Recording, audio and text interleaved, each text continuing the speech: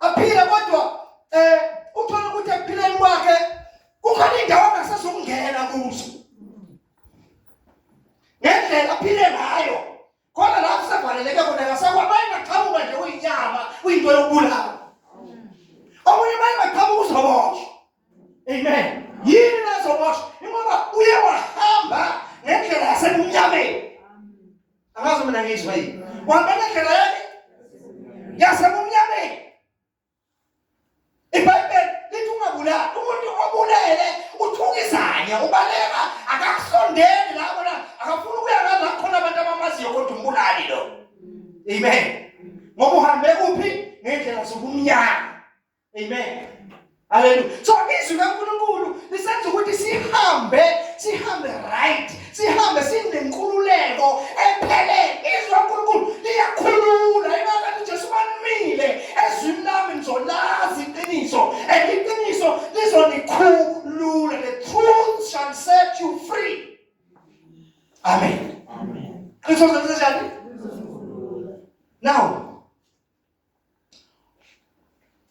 washumayela ivangeli silethela abantu ukukhanya, silethela imbazalwane, silethela abantu ukukhanya, sitobizela abantu endleleni yokukhanya, sibizela abantu endleleni enhle ofanele baphile ngayo, indlela enokukhanya, indlela ezokwenza ukuthi ungaduki.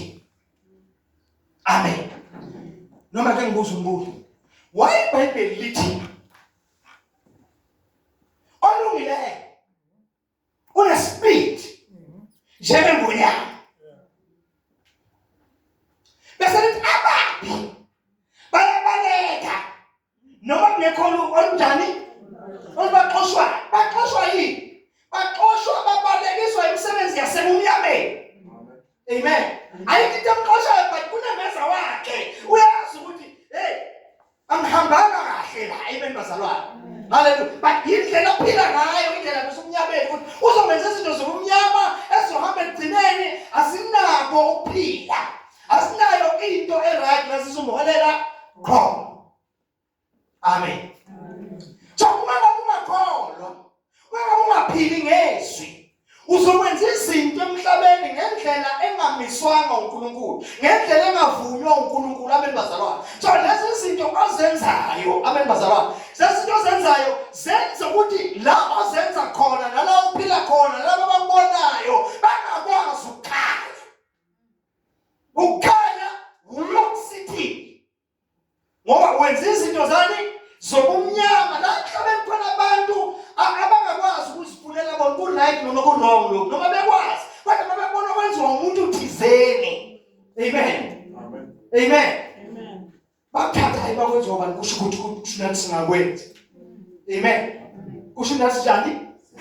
Singakwenza. Inye umuntu into ezomsiza, umuntu into ezomsiza iyodwa ukuthi umuntu asindiswe. Ukuthi umuntu enzenjani? Asindiswe. Njengoba iBhayibheli lithi kuhle kuyabongela emehlweni kaNkulunkulu ukuthi abantu bonke basindiswe bafinyelele ekwazini iqiniso. Alikho iqiniso ngaphandle kwezwi likaNkulunkulu. Alikho iqiniso ngaphandle kwani bazalwane? So lithi kuhle kuyabongela emehlweni kaNkulunkulu ukuthi abantu bonke basindiswe bafinyelele ekwazini iqiniso. Ngamanye amagama, uma ngabe umuntu esindiswa ufika ukukhanya empilweni yakhe. Usuka kufika ukukhanya empilweni yakhe nezo bazalwane. So manje bakahamba usehamba uhambe kukhanye kwezwi.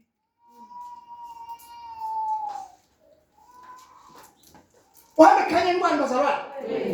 Uhambe eqiniswe iqiniso ke alijiki, alishintsha, alihlehla libuyele emuva. Iqiniso lingode engahleki. Kodwa ezinye izinto ezingaphandle kwezwi kaNkulunkulu mase ubhekene nezimo ezithize ziyakushiya. Amathemba athize owenze ungesiza indlela kaNkulunkulu mhla ubhekene nezimo ziyakushiya, usala uwedwa. Sawudinga nezokusiza udinga iqiniso eliyizwi kaNkulunkulu. Ngamanye amagama, if awazani noJesu, awazani noNkulunkulu. Ngoba uNkulunkulu simazi ngokuthi sazane noJesu, awukwazi ukufinyelela eqinisweni. Iqiniso lizokukhanyisela. Amen. Kusho ngamanye amagama uhamba emhlabeni, uhambe ebumnyameni. Uphile ebumnyameni baleli lizwe. Uhambe ebumnyameni baleli lizwe. Amen. Ngoba uhamba ngendlela zaleli lizwe. Indlela abantu abazikhangele bona zona. Kunendlela ezimiswe uNkulunkulu. Amen bazalwane. Amen. Hallelujah. Amen. Hallelujah. Amen. Hallelujah. Amen. Now, iqiniso yini elikhanyisela umuntu? Iqiniso yizwi kaNkulunkulu. Iqiniso lima nawe ngisho khona. Lima nawe ngisho khona. Before lizokukhulula ecourt kwijaji, lizoqala likhulule kwijaji elunembeza wakho. Because wonke umuntu uhamba nejaji. Wonke umuntu uyahamba unejaji phakathi kwakhe. But no uhambe ngeqiniso abembazalwane, awubi nama-guilt obanawo. Awubi na-guilt consciousness abembazalwane. Uhamba unenkululeko. Ukhululeka ngisho noma bakuthatha bakufaka ejele, bakufaka ngokungafanele, uzophila ejele unenkululeko. Amen.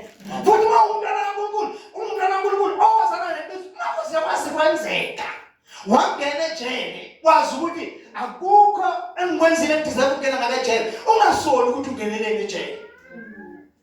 Because uNkulunkulu akakufaka kune-purpose asuke kufakeleyo.